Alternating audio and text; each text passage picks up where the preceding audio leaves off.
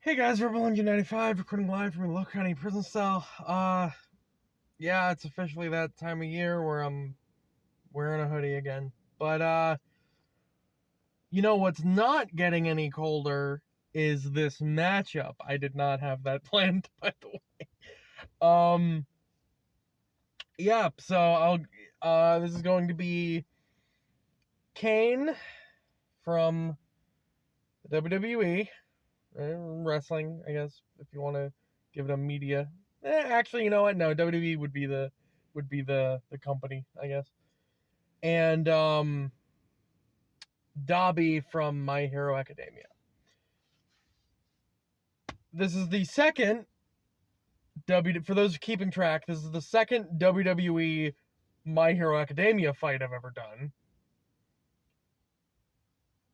and it's the third WWE anime fight I've ever done, assuming you don't count Doki Doki Literature Club, but that's not, it's in anime style, but it is a game, so it's not, it'd be a WWE and a video game character.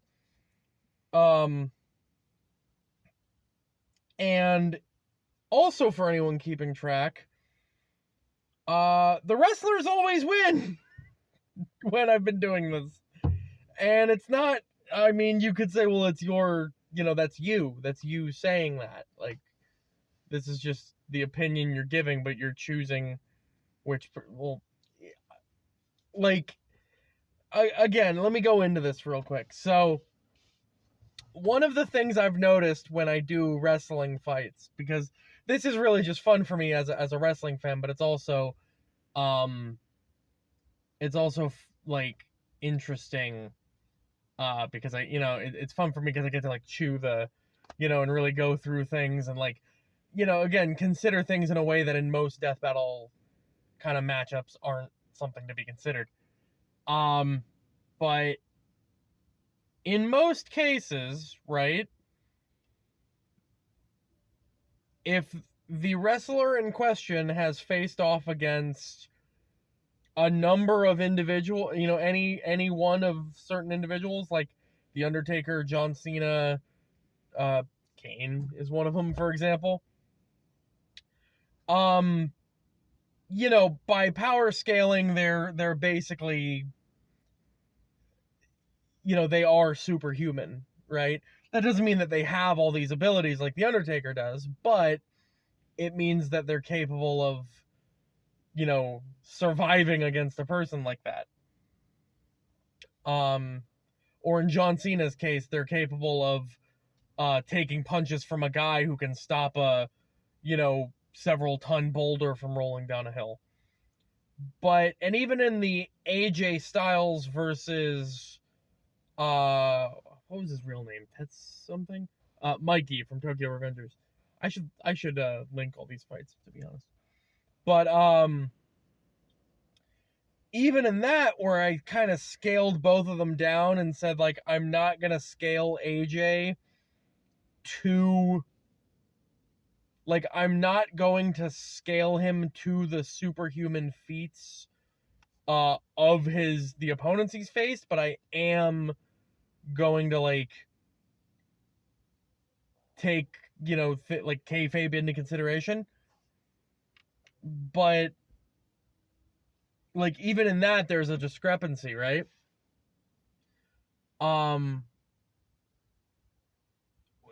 So, like, this is the first time I think I've put, like, a blatantly super powered opponent against a wrestler, right? Because, like, let me go through the list here. I did Edge versus Midnight, and Midnight's basically just human with an ability that's, like, very useful, but not, like, super powered, right?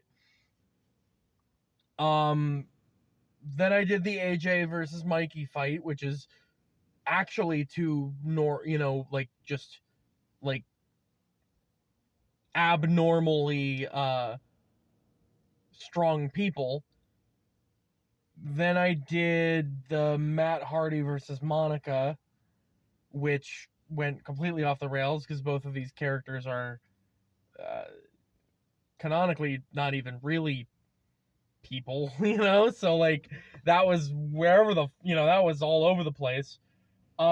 This is like, I guess, the most traditional type of death battle that would have a WWE character in it. So anyway, let's get into it. So, and again, I'm going to be using the origins of the character. I'm going to be taking into consideration the character that the wrestler plays, not like the person who they are in real life. I'm not going to be referring to Kane as Glenn Jacobs in this situation or using his life story. I'm going to be using the character Kane's story and feats and whatnot as if the wrestling were real. I feel like that's a disclaimer anytime I have to do a wrestling fight, is that we are assuming that the things that are happening during the wrestling program are actually happening to a person, right?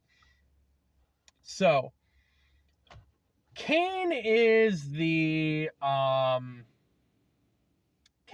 half brother of the Undertaker. Depending on he's the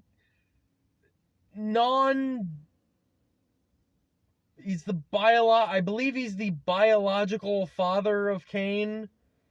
The angle being that the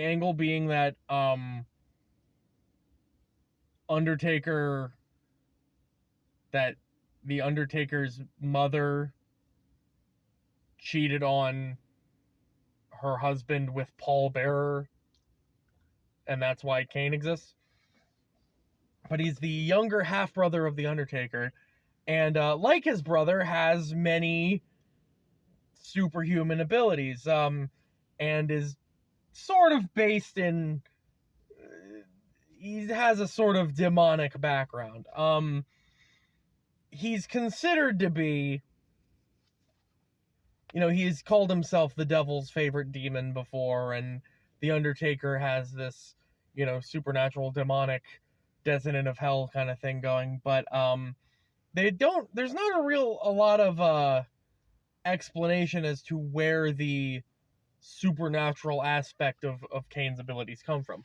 We know that as a child, the Undertaker burned down the funeral parlor that Kane, and his parents lived in, and Kane was caught in the fire and presumed dead, and then came back, and it was discovered that he was burned, until it was discovered that he wasn't, and he was feigning an injury, and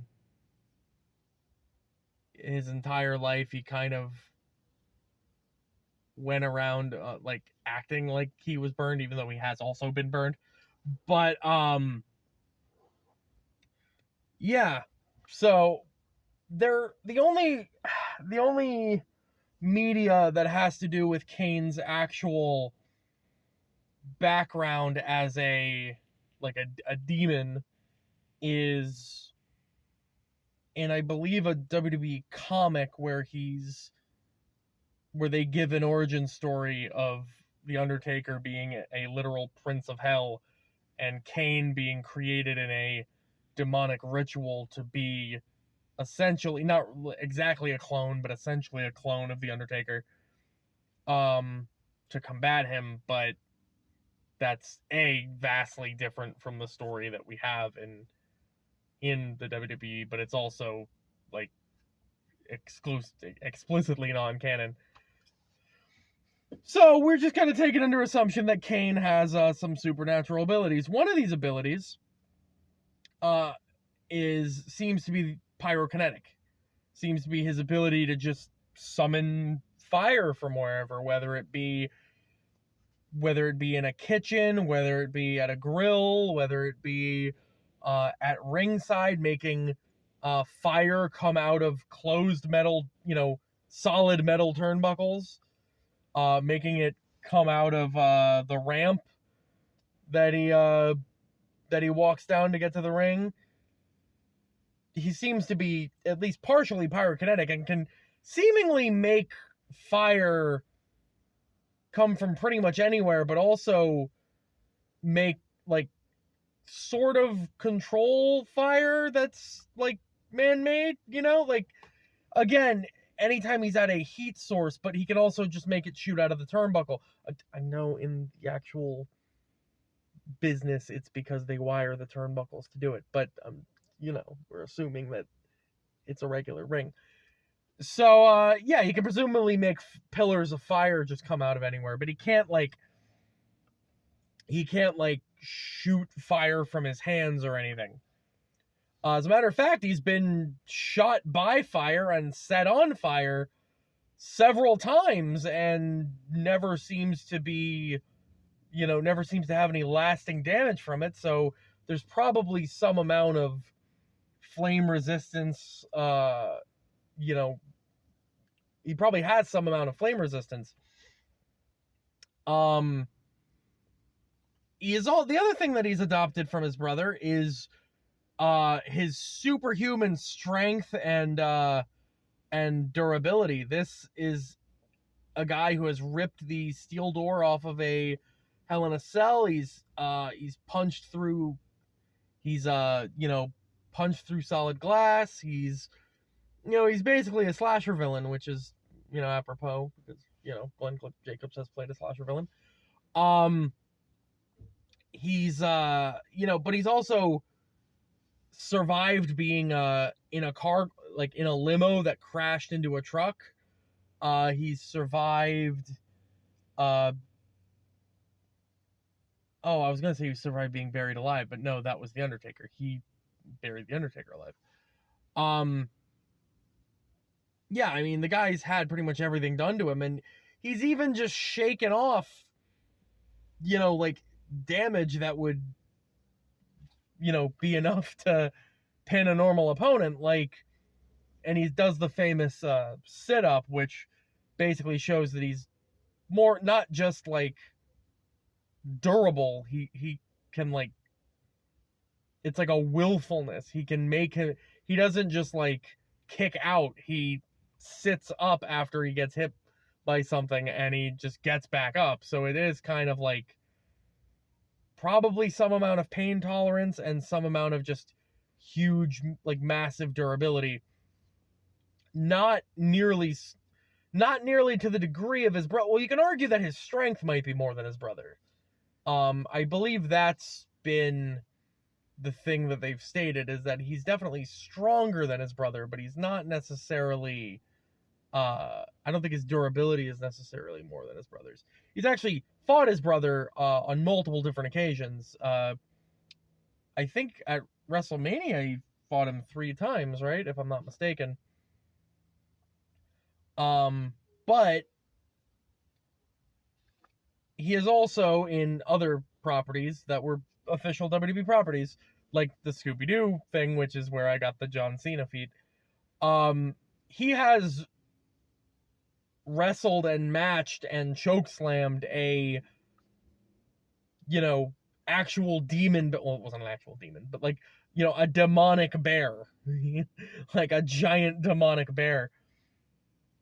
So he is the Big Red Monster, or Big Red Machine sometimes.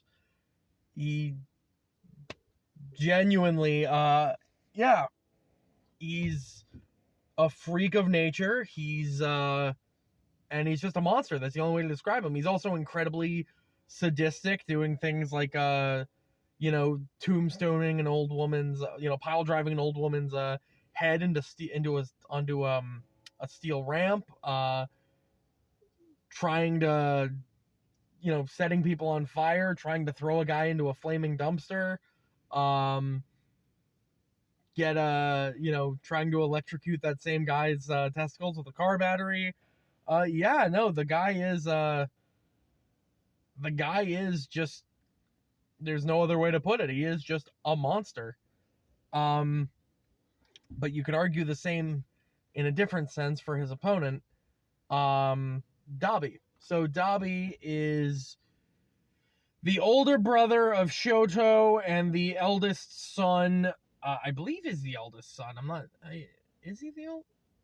He's one of the children of Endeavor. He was one of the first attempts at making someone who would making an heir that would surpass All Might.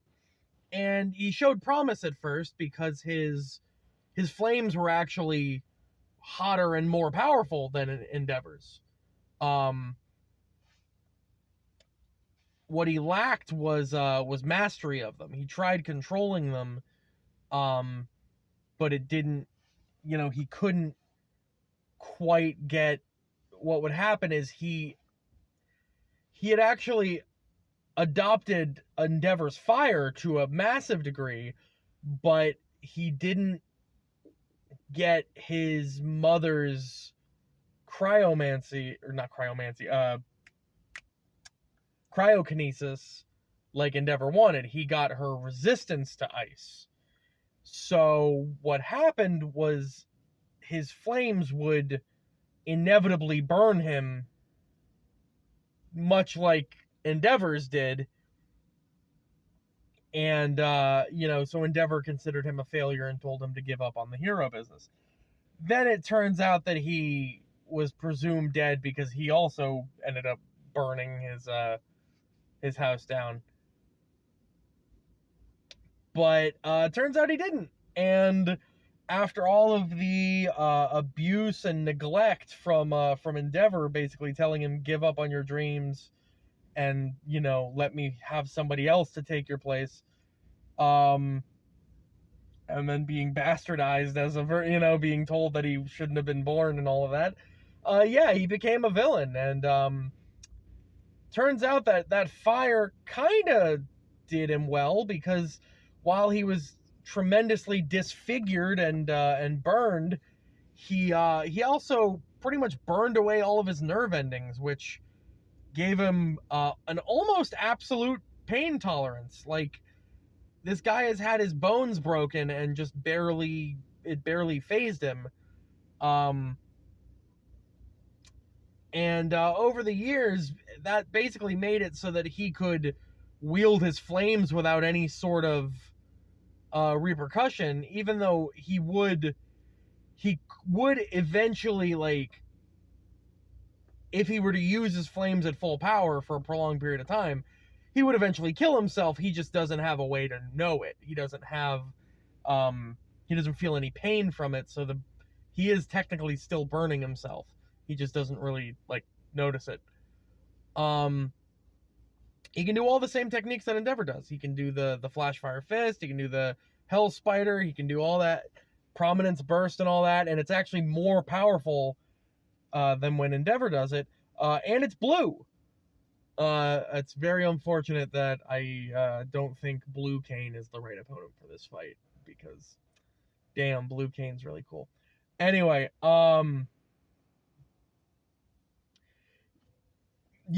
so now the other thing that happened was that in a fight with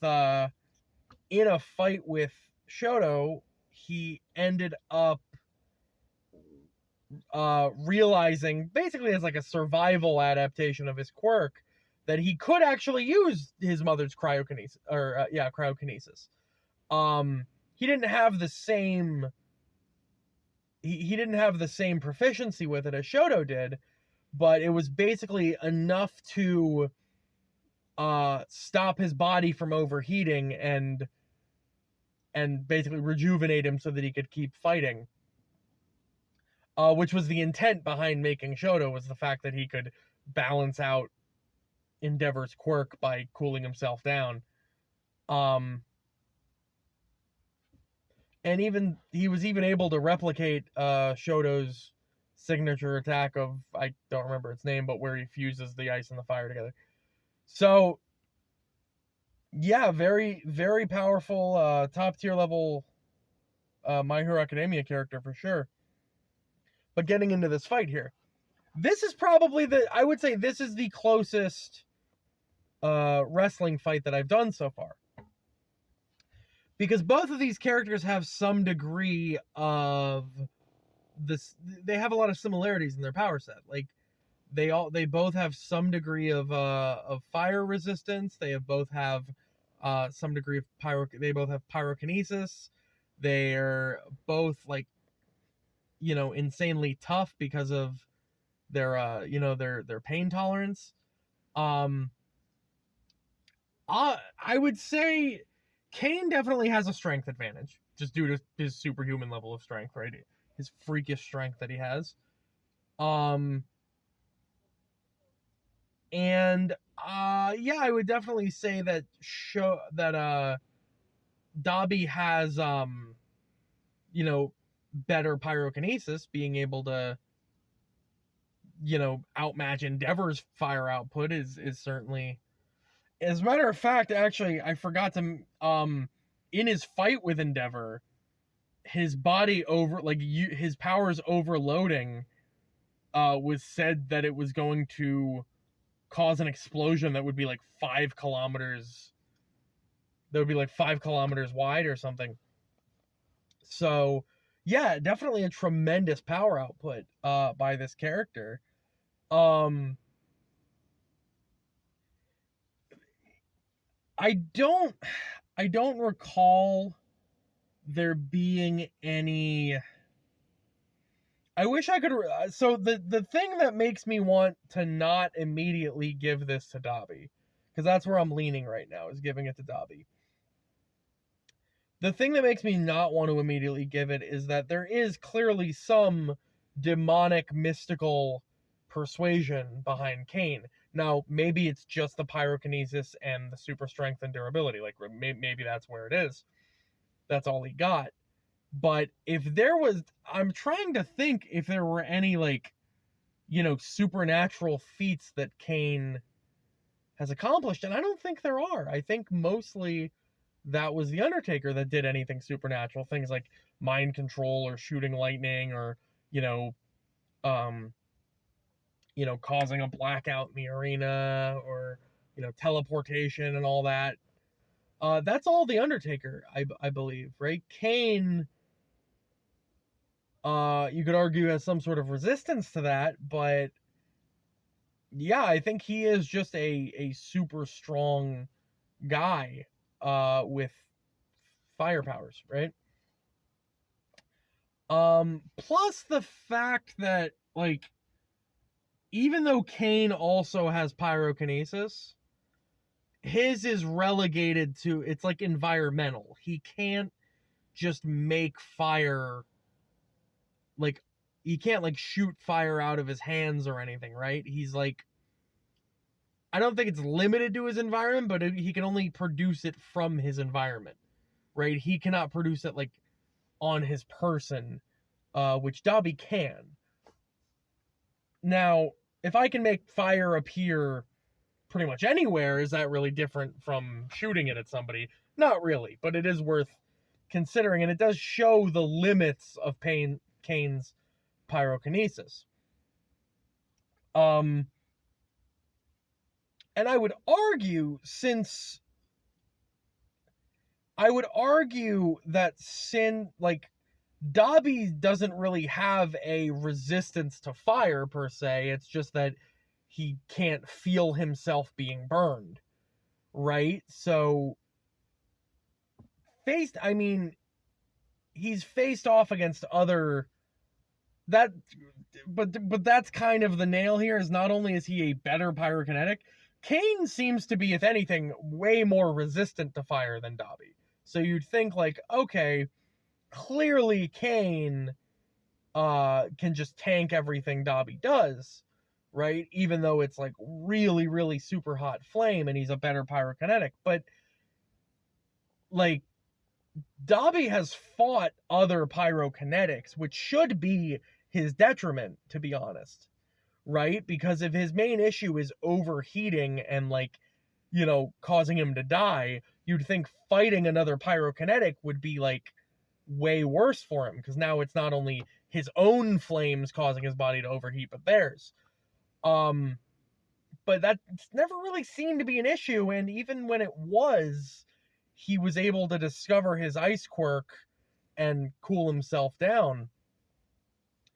And Kane doesn't really have an answer to that, to an ice quirk. So yeah, I think it's really a matter of, does do Dabi's powers like outweigh Kane's strength advantage? And when you consider that like Dabi has, he can't output this much power per se without, you know, killing himself, but considering he has enough power latent in him to cause a you know 5 kilometer explosion, yeah, I would say he definitely, I mean, don't forget, like, Kane is superhuman and you know, super durable, but like he has been beaten by other superhuman opponents through physical force, like people like John Cena and The Undertaker, right?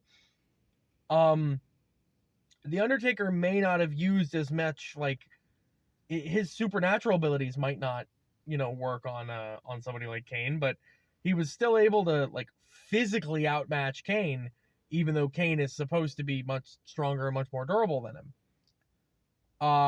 You know, he's been beaten by the likes of John Cena, who, you know, is like, yeah, he lifts like multiple tons and whatever in this canon, but you know, he's still able to be physically bested. Um, Even if he was completely fireproof, which he isn't really, because he's been shown to be like affected by fire.